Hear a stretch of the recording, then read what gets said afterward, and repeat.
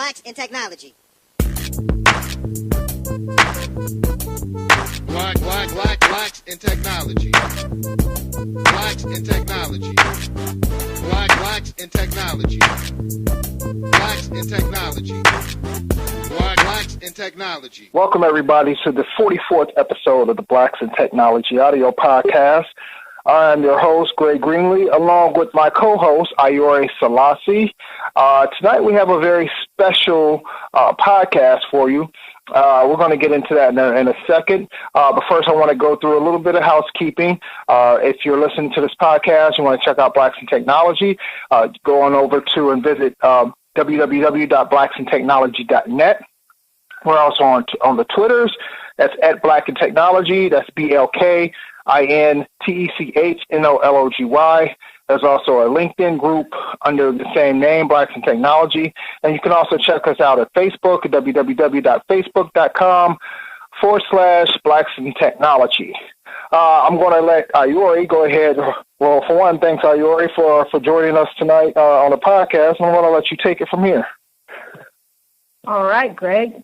We've been doing this more frequently these days, and it's really exciting today because we have two very special guests that have come a very long way to speak with us today. We have two emerging leaders from Africa, the respective nations in Africa, Rwanda and Cameroon, and they are with the Tech Women program. They're spending some time here in Silicon Valley learning about different things that are going to help them get to the next level in leading their countries in technical innovation. So we are really excited to have Marie Ndoringoma from Rwanda. So, yes. Hi, Greg. I'm Ndoringoma, as she said. I'm from Rwanda. I work for a Belgian company called Promelec. This is a telecommunication company. I'm a product manager, and I work within 8 countries in Africa. Those are Rwanda, Burundi, Kenya, Uganda, Tanzania, South Sudan, Republic of Congo, and Democratic Republic of Congo. I try to reach out to customers within all those countries. I started as a customer support engineer in that company. And again, still as a product manager, I'm still involved in different engineering tasks in the company. That's fantastic. We're really happy to have you here. And what company are you hosting with? NetOptics. NetOptics. And what is NetOptics do? NetOptics, it is a company that deals with network analysis and optimization. Okay, wonderful.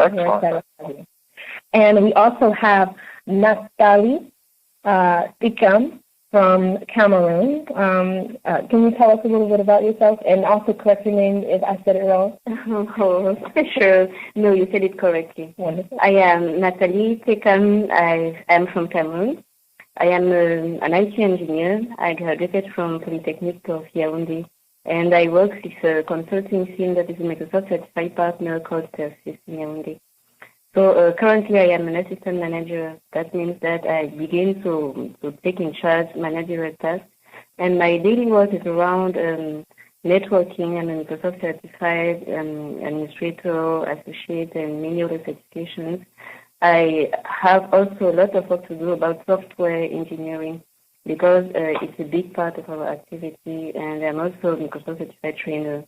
So it happens that I have to provide training to companies on Microsoft technologies. So here I am mentored at LinkedIn, and my work is about Android, Java, and mobile applications. Okay, so that's wonderful. That's a lot similar. It's kind of interesting that Nathalie has a network engineering background, very similar to your background, or not background, but your profession today, Greg. Yeah, and definitely. Emma, she's like my counterpart in product management. So got a really cool group here today. Yeah. A very nice combination here. Okay, so thank you for sharing about your background. Can can you guys tell us a little bit about the Chaplain program that brought you here, starting with yourself, Nathalie? Yeah, sure. I heard about the second program on the alumni group of my engineering school, and I applied because I was really interested about discovering the Silicon Valley and learn by looking at how people organize their work here. Because as I said, I have to learn how to be a best manager. And I thought, okay, companies here are bigger than ours and very successful, and maybe I can learn from them. So I applied, and after that, my perspective grew. Excuse me, I'm speaking for some time. So that's why I applied, and I am really happy I did it. I'm really happy I was selected. Okay. And so were you nervous when you did the application process? Was it lengthy? Tell me a little bit about that. To be honest, when I applied, I didn't really believe I would be selected, to be honest. And it's really when I learned that I've been pre-selected that I begin to think further on how it could be and all that. And after that, I think I was less nervous because I said, okay, they pre-selected me, so I'll just speak about who I am, what I do, and that's what I did during the selection, and here I am. Very cool. Hello, Emma. Was there an interview process involved with applying to a Tech Women program? Yes, we had actually 2 phases. So we sent our applications on internet.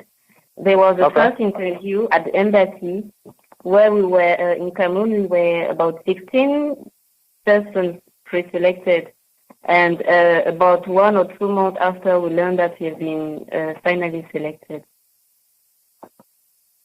Great. And what about you, Emma? Tell me how. Okay. I got to know about the program from my sister. She works with the ICT chamber in Rwanda. She called me and she was like, you know what? I'm going to send an announcement to all girls in Rwanda, and they are supposed to apply for a nice opportunity that is going to be given. And then I said, okay, so maybe I'll try out.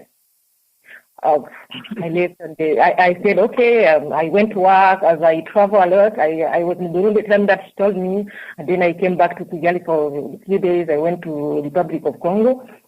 And 1 week before the deadline, I said, okay, maybe I can try this thing. So I tried. I started filling my application.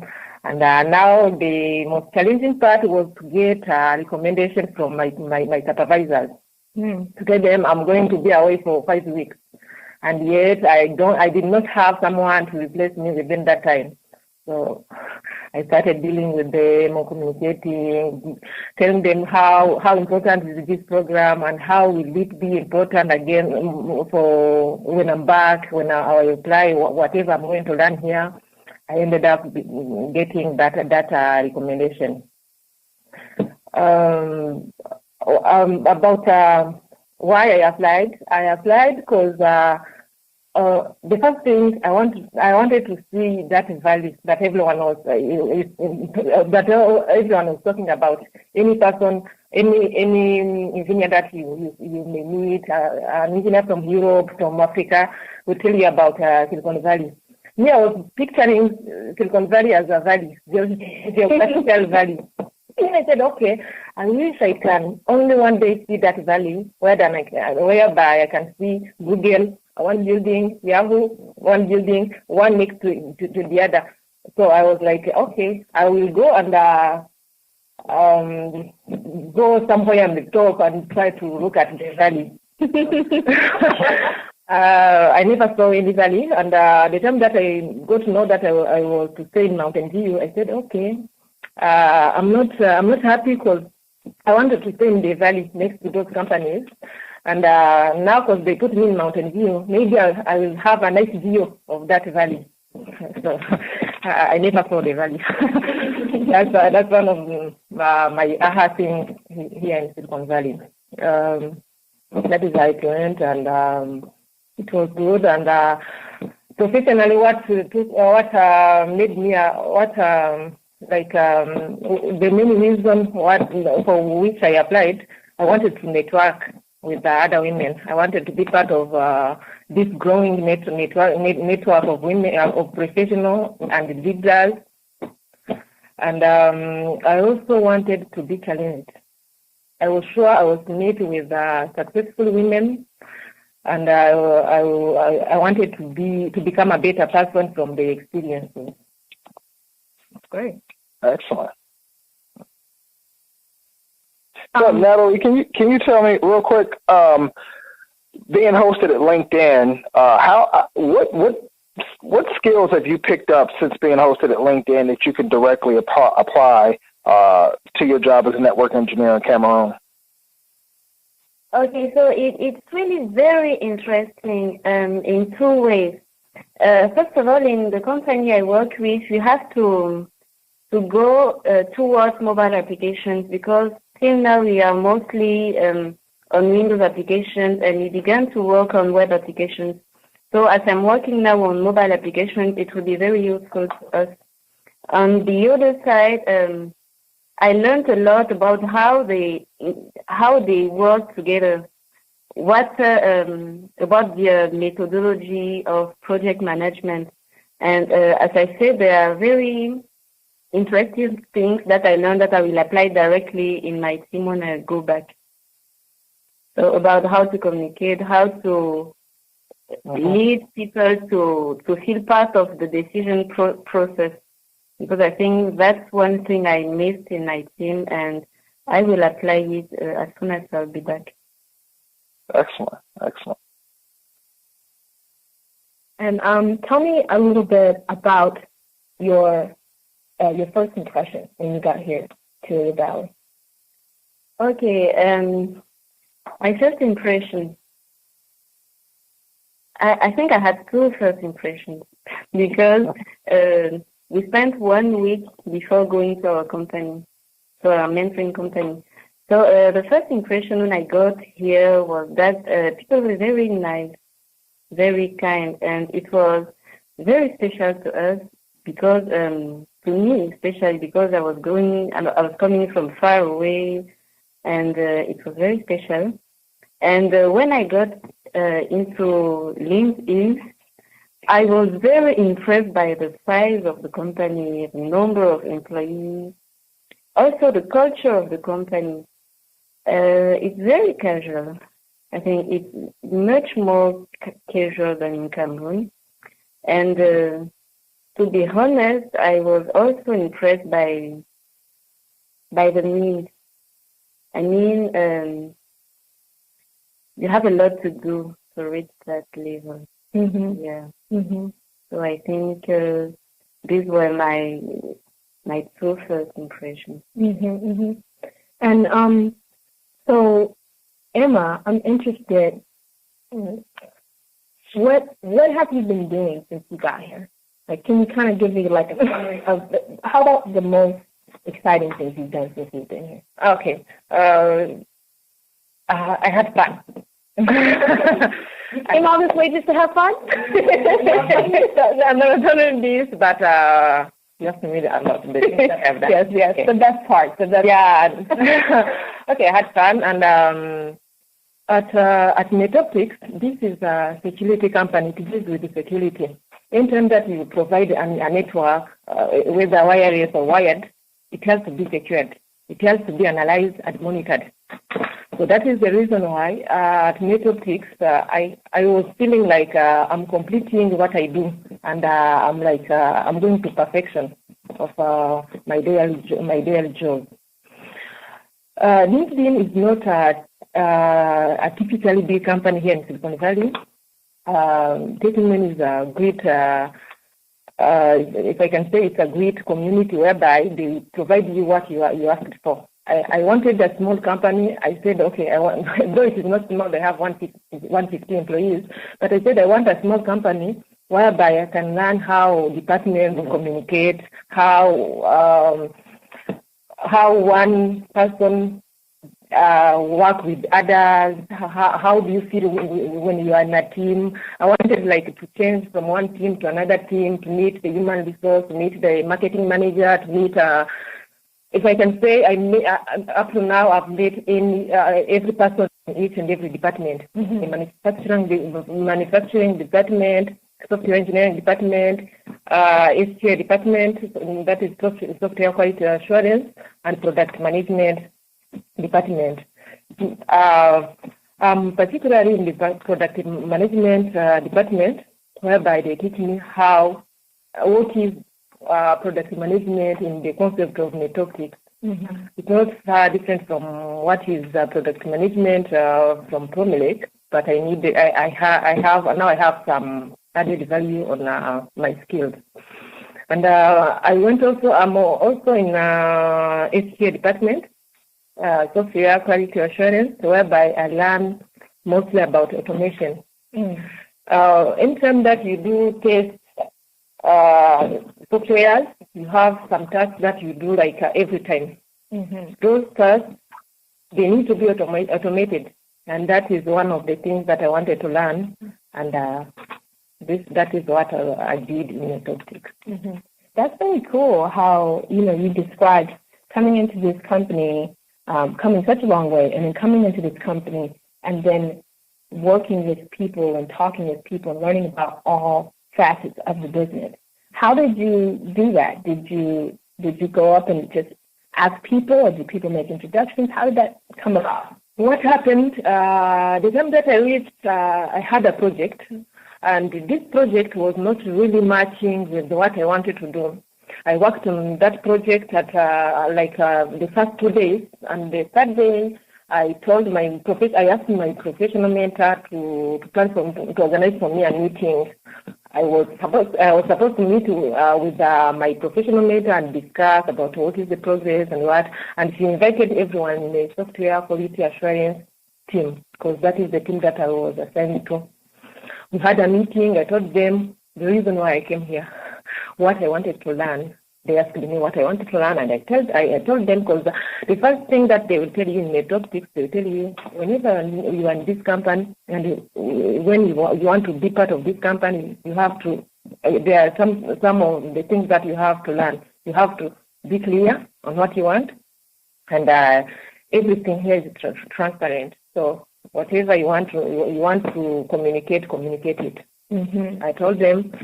Back home, I started my own business. I recently started my own business. I have a company in Kigali called Fidelix that does consultancy. It does consultancy in 3 countries. And I told them, okay, now I'm a new business woman. I want to learn like everything in this company. I want to know how it goes from the top up to down, but mostly the organizational skills. So they told me no problem. They started organizing for me meetings from each and every department to see how departments they interact, how they work, mostly management part. And again, on the technical part, I told them what I wanted to learn, and they provided. Wow, that's great. Do you think you could do that? Do you think you could like get that to happen without being in a program like this? No. Definitely no, because this program has like what can I say? It has a nice status when you are there and you are like she's a tech woman. She's an amazing leader. You are already leaders. No, we are there as leaders. So we are like, okay, she's a leader. She's the next leader of Africa. You have to give her or whatever she needs, or whatever we think she may need as a next leader of Africa. Yeah. If I may add something to that, the program is not only about our mentorship company. We had a lot of personal development training too, and even purely management, training sessions about management, innovation, and all that. And we really learned a lot. It's really as a short but very intense training. Short but intense. Yes, yes. So we learned a lot. I don't think we would have had it without the program. I think that's very, very inspirational. Emma, what you were saying about, knowing what you want and having that conversation so that you can convey exactly what you want and people can respond to that. I want to talk to you about your mentor.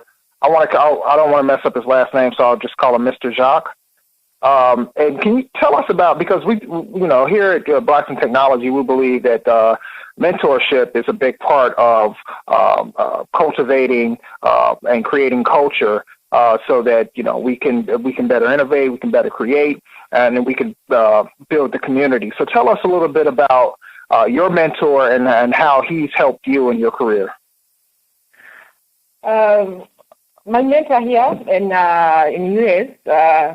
She helped me a lot, and she didn't want to work alone.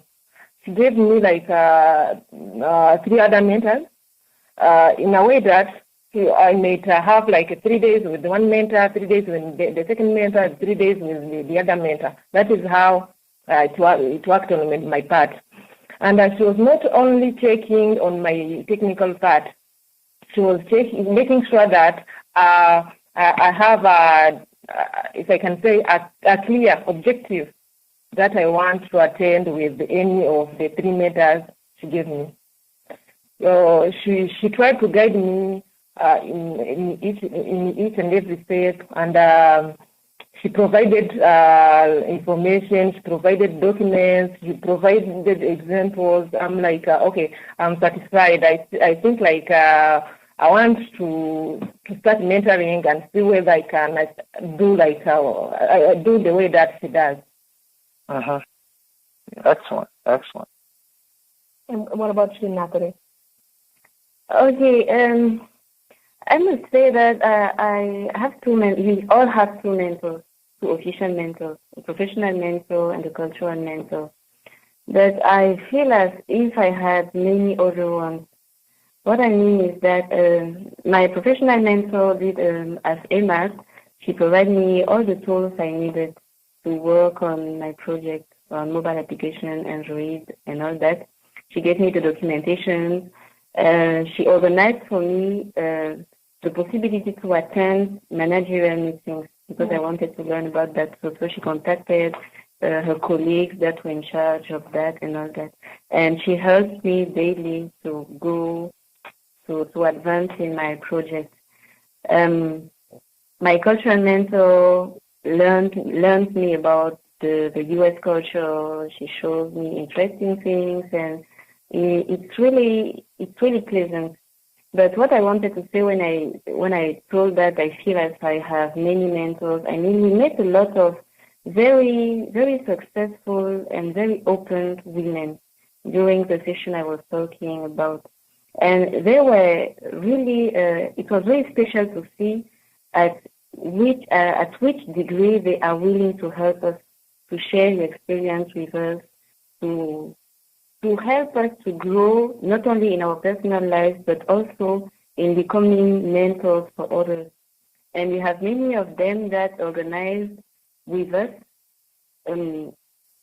additional events to come. For example, we had one of these ladies that came, 4 of them, that came at Mountain View to discuss with us, answer our questions, share the experience.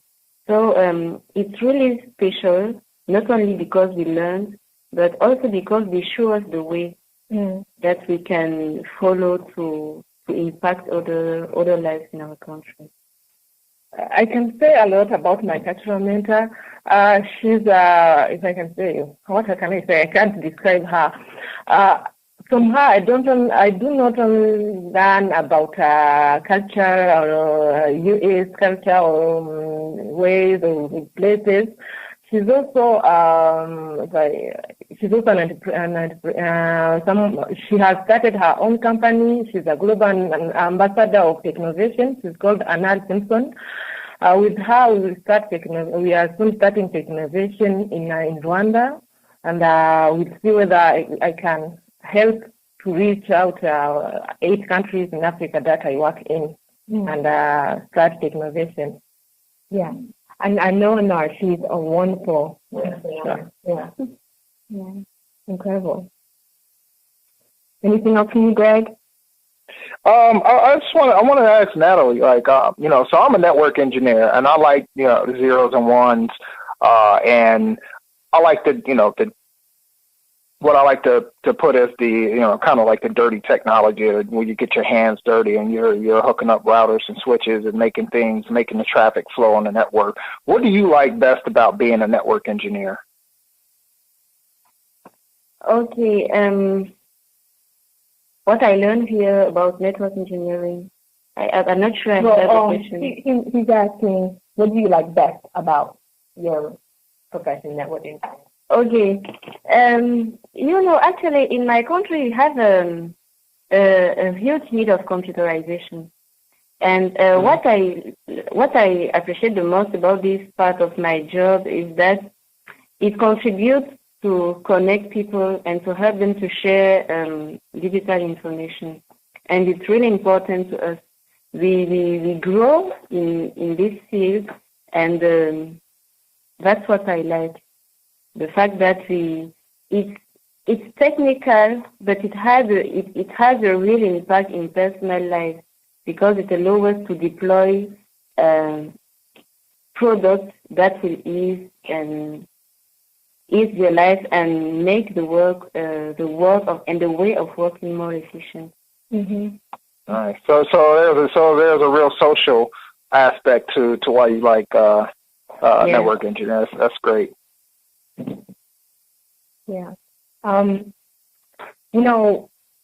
this is my second year in the Tech Women program. So I'm a mentor also with Tech Women, professional mentor.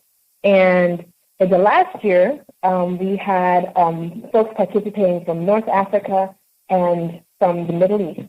And this year, now we've got more. We're bringing more of Africa in. And so on our first orientation day, it was like one of the most exciting days of my life because because I just want to try and paint a picture of this day because there are all these women. How many women is it in the program? 8 women from how many countries? 16 countries, okay? And so Rwanda gets up. All the women from Rwanda, they come and walk onto the stage, and they've got all these beautiful, amazing dresses on.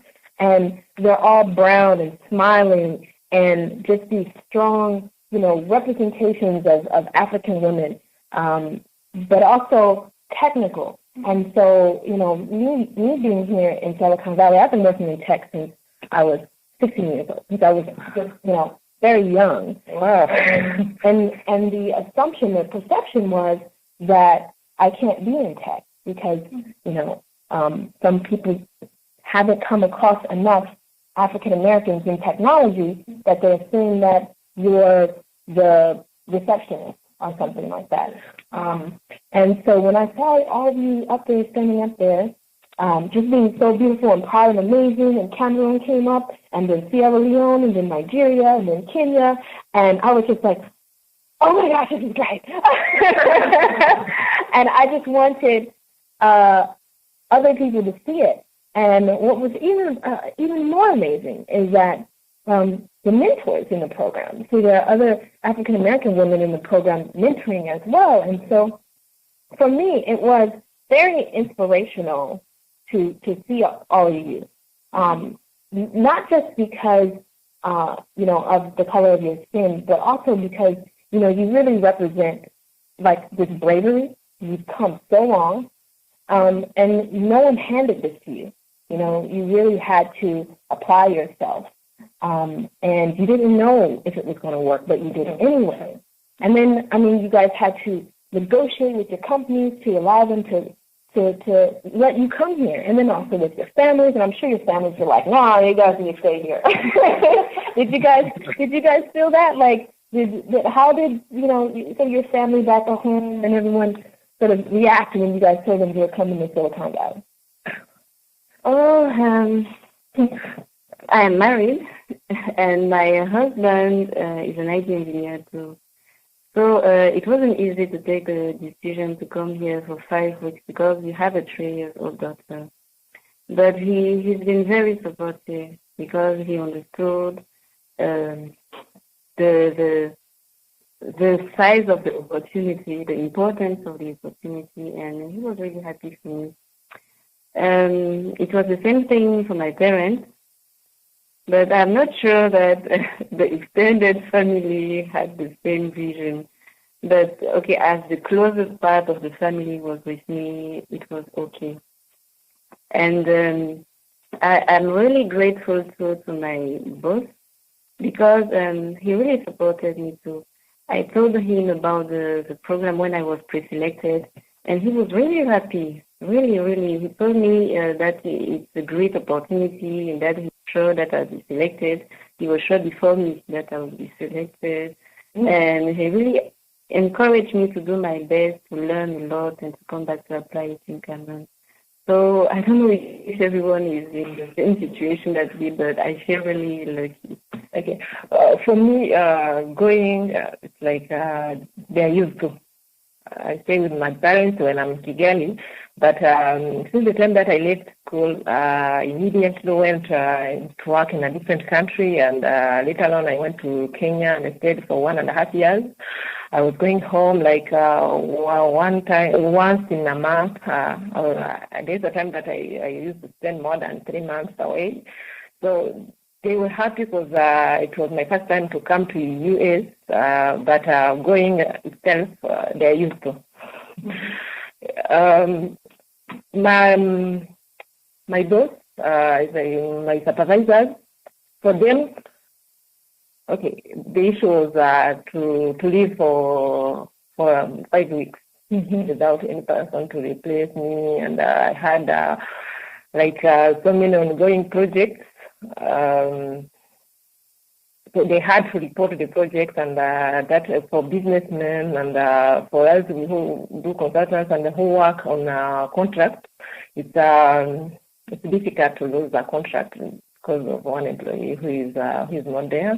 But we managed to discuss with them. We told them we'll come back and be there and replace some other technical staff in your company for some months. I don't know. That is how it went. You made it happen, and you believed, right? Yeah. That's great. Definitely inspirational. I'm happy you all decided to apply for the program and that you were selected. Just hearing your stories is very inspirational to me, and I'm pretty sure it's going to be inspirational to our listeners of Blacks in Technology podcast. So, do you guys have any questions for us? Yes.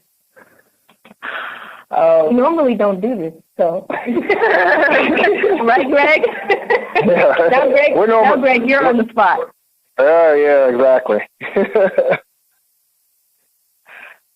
Greg, you did not tell us about you. Oh, okay. Yeah. So, I started my IT career probably about 12, 13 years ago, and just started learning computers, being a technical support analyst, and pretty much working my way up from there through, self-learning, through certifications, and just through, learning from others, going to different technology conferences, local technology meetups. So I worked my way up and from being a technical support analyst, and my first admin job was as a network technician for an architectural firm. I was there for about a year or so, and picked up some significant skills there. And I moved on to work at where I'm at now, working for an internet service provider in a data center, where I'm doing quite a bit of stuff, doing some systems and engineering stuff and network engineering as well. So I work with Linux, I work with Windows, I do routers, switches, firewalls, pretty much any and everything I touch. We do a lot with cloud and virtualization, so I have my hands in quite a bit of that. Other than that, I'm a husband and a father of 3 kids, two young boys and 1 older daughter, and reside here in Cincinnati, Ohio, and started Blacks in Technology about close to 4 years ago as a way to create a community around people of color in the tech industry. And my goal is to, is creating this platform, this outlet, so that we have a place to come and convene and talk about technology and talk about ways that we can help cultivate our culture and help, spur innovation within our culture. So it's been up for about, the website, blacksintechnology.net, has been up for about 4 years.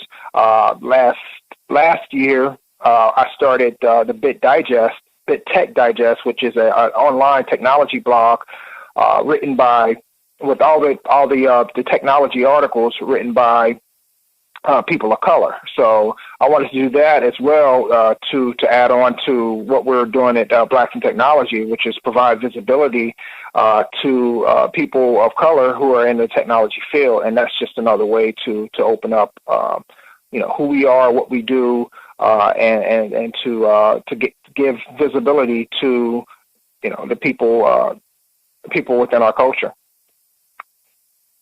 Okay, that's great. Actually, you have all what I need to know in future. I think you're my dream now. Okay. Okay. For other people who are in Africa, what do you want us to tell them about you? In simple. What do I want people to? Oh man, you got some good questions here. You should be. Yeah. These are leaders. They have spring chickens. Yeah, exactly. I guess I would want people to know that I'm really passionate not only about technology, but I'm passionate about helping our culture advance in technology, and I'm passionate about bringing visibility to the people of color in technology. And there's times where sometimes I kind of doubt what I'm doing, and then I hear great stories like yourselves, and I hear other great stories around within the United States. And within people within our community, the Blacks in Technology community, who say, hey, I just listened to your podcast and just gave me inspiration, or I just checked out your site. This site is great. This is exactly what we needed. And it gives me that push, and it gives me that motivation to keep pushing and the Blacks in Technology message out there. So if there was anything I would want people to know, is that, I'm passionate, and I'm passionate about helping. Okay, thanks. I have a question. You're welcome. Okay. I would like to know if you are satisfied of the results you have so far with the Black Technology Initiative. If I'm satisfied with what? Deep question. She just said, are you satisfied with the results and quality of the Black Technology Initiative? Yeah.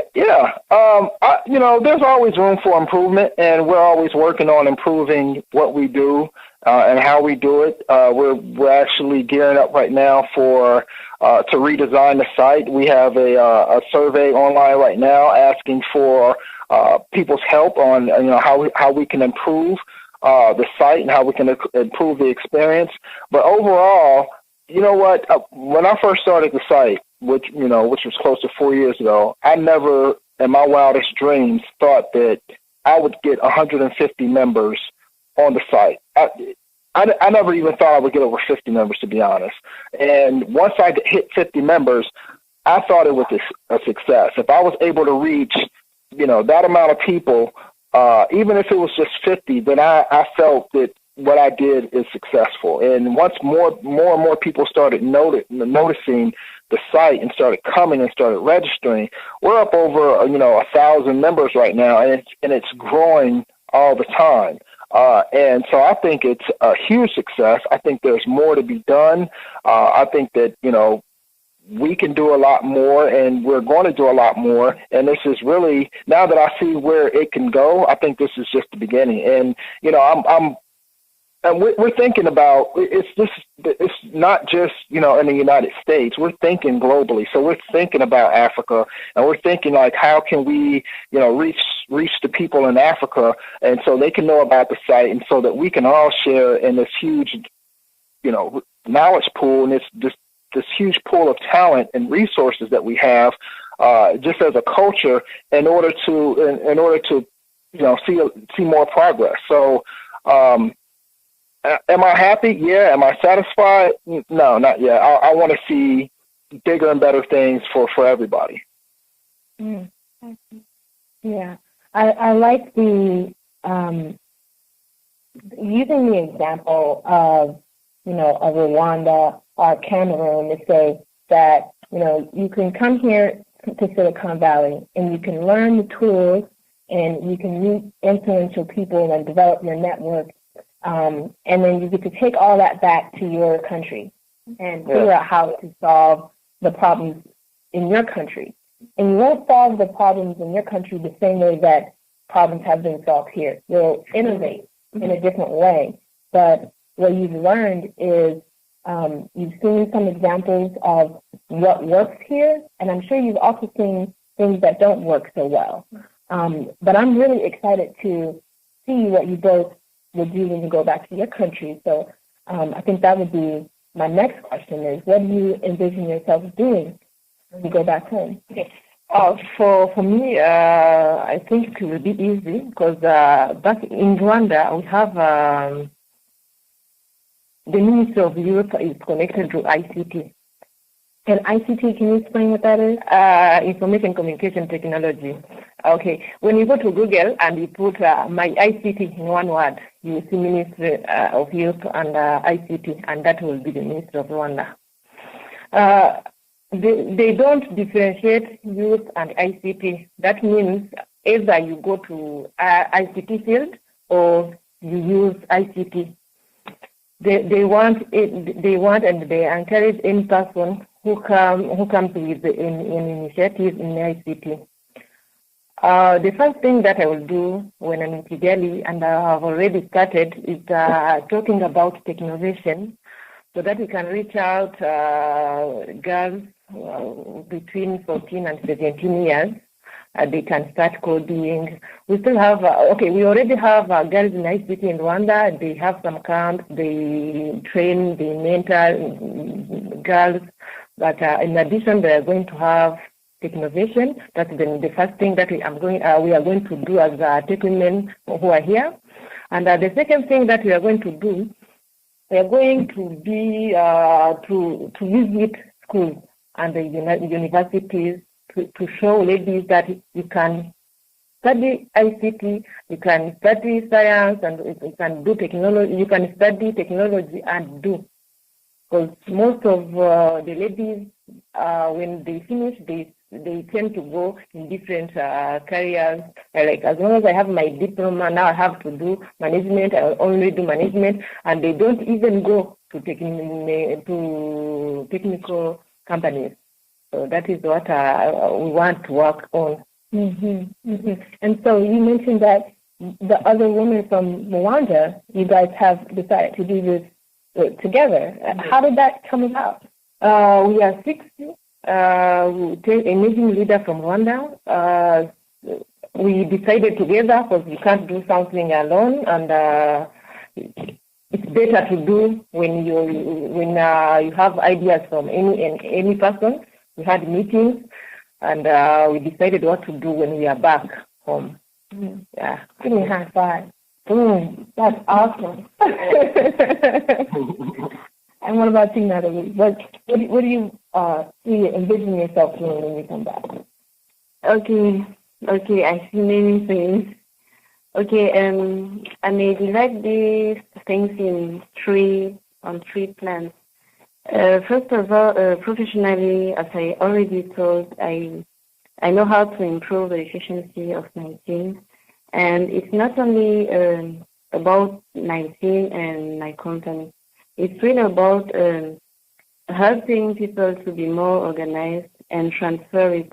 Because, as I said, we are a training center too. And I think that in Cameroon, we have very talented engineers.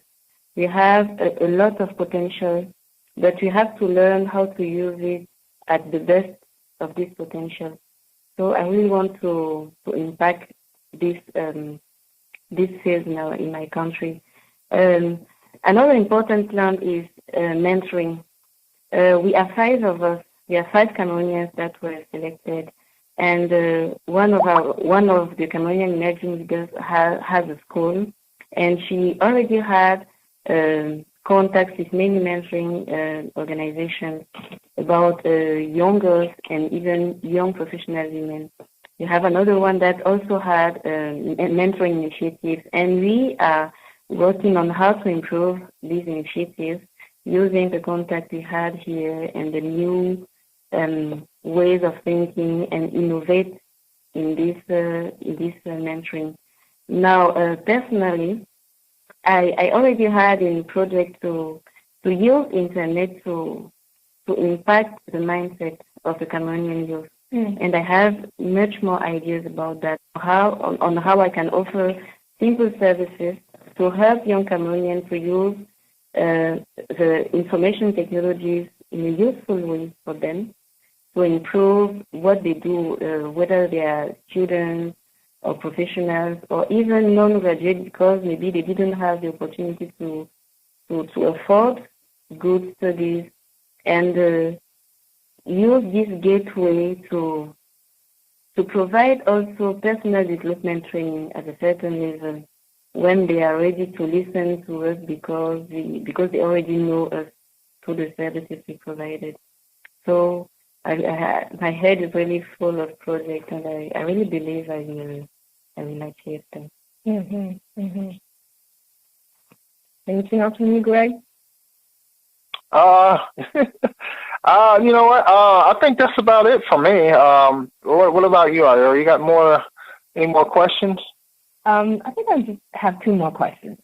Great. I'm interested in this one myself. So you ladies went down to this place that everyone and their mama knows about and are using, Facebook. And you guys met with a really important person there, right? Yeah. So tell us about that. Oh, it was very amazing. And who did you meet? Oh, we met Sheryl Sandberg. And nice. It was special because it's one of the person I was thinking about when I was saying that people are very kind and open here. It may be a matter of culture, but I personally was really impressed by her simplicity and her kindness, the way she shared her experience with us, her strength, her weaknesses too, her difficulties. She really seemed to be very honest and willing to help. And I was really inspired by the content of the talk she gave us. She really encouraged us to believe in ourselves, to accept the fact that we are women, with all the obstacles that are around the fact to be a successful women in technology or in any other field professionally. She really encouraged us to accept this reality, to deal with it, believing that we are able to deal with it. And I think all of us were really motivated, and it will be really useful to us. You're going to start leaning in. You're going to start leaning in? Yeah. I think you're already leaning in.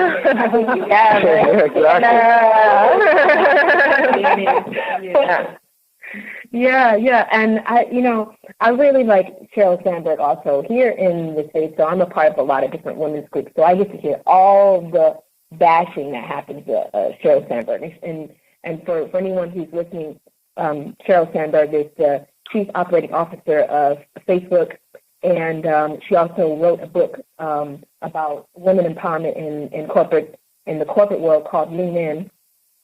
And so she got a lot of criticism, and many people have said that Lean In doesn't work for minority women, women of color, and some people have said that Lean In doesn't work for people who are economically disadvantaged, because Sheryl comes from a background of privilege. She's never been poor. She always went to the best schools, and she always had people, who were supporting her. Even when she was at Google, they came to her, and she tells the story. They came to her and said, you need to take this leadership position. And she said, no,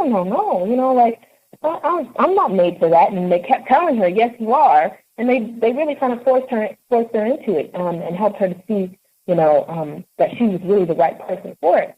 And now we see what she's doing at Facebook. I mean, I think she's really put a very human face to Facebook, and she's been a part of recruiting a lot of really key, highly talented women to the company. But I listen to the criticism that folks make about her, and I kind of push it aside also, because I think that no one person is the answer to any problem, right? She has a perspective, and she has advice, and some of her advice is powerful, and it's not going to work for everybody. But what I really like about her message is that she's encouraging other women to be strong and to stand up and to go after what they want. And I think for any women who get that message from her or from anyone else, those women are going to be more powerful than Sheryl Sandberg and have a greater impact. And so when I look at all of you ladies, I'm like, yes, who among this group is going to write the next impactful book? And and I see it happening. Yeah, in fact, we are writing our stories, and a few years from now, you will hear about us. It's a great women. I would like to say something about these criticisms. I didn't read them, but I come from Cameroon. I'm not sure we are really that privileged, but I think what Sheryl told us works in Cameroon. The fact of being hardworking, believe in yourself, and not letting others preventing you to reach where you want to reach works in Cameroon. And not only, with privileged women, that I think it's valuable. I agree. And that's it. I'm all out of questions, but I'll ask more questions after we get off air. Well, ladies, I definitely want anything to close off. Any final messages to our listeners? Advice for folks listening? Yeah, sure. Okay, thank you first for this interview. It was really a pleasure to be here to make our voice be heard. It's really a pleasure to do so. What I may say is that I would just encourage people, all of us, people of color and the others, to really believe in your dreams and just do the best they can do to achieve them. Because, as I often say, important things are not easy to obtain. So it's important to believe in us and to be hardworking enough to reach our objectives.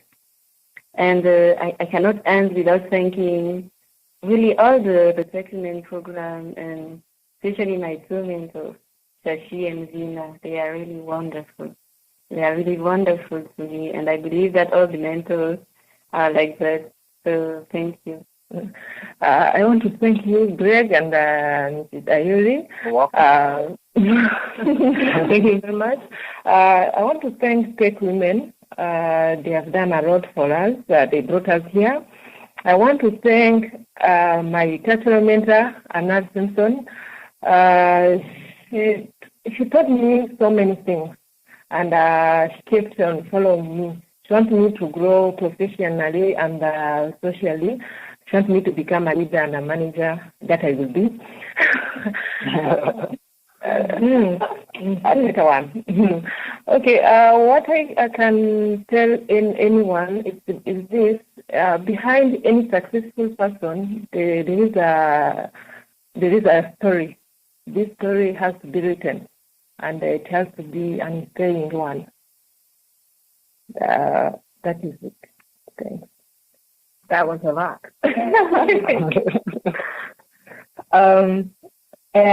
So there you have it.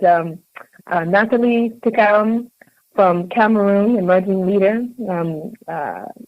here in Silicon Valley for another week, and then Washington, D.C. for a couple of days. You guys are going to be meeting with some really special people. I hear maybe some Joe Biden and some leading people in the United States. Exactly know yet. Yes, and also Marie Ndoringoma from Rwanda, emerging leaders here. Y'all heard it first on blacksandtechnology.net. Yeah, I definitely want to thank the both of you for taking time out of your evening to join us here on the Blacks and Technology podcast. I definitely want to wish you two the best with your journey and with Tech Women's and with your careers. And you've definitely been an inspiration. Just sitting here speaking and hearing your stories, your inspiration and motivation to everyone, men and women. And definitely continue what you're doing. And wish you the best of luck. Thank you. Thank you, Greg. Thank you. You're welcome. Yeah. All right. All right. That's it. Thanks. Thank you. Thank you.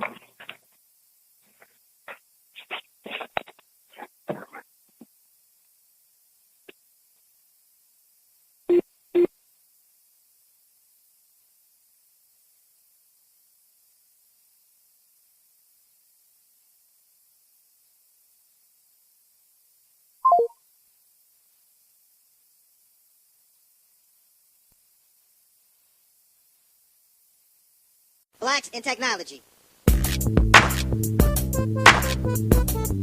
Blacks in Technology. Blacks in Technology. Blacks in Technology. Blacks in Technology.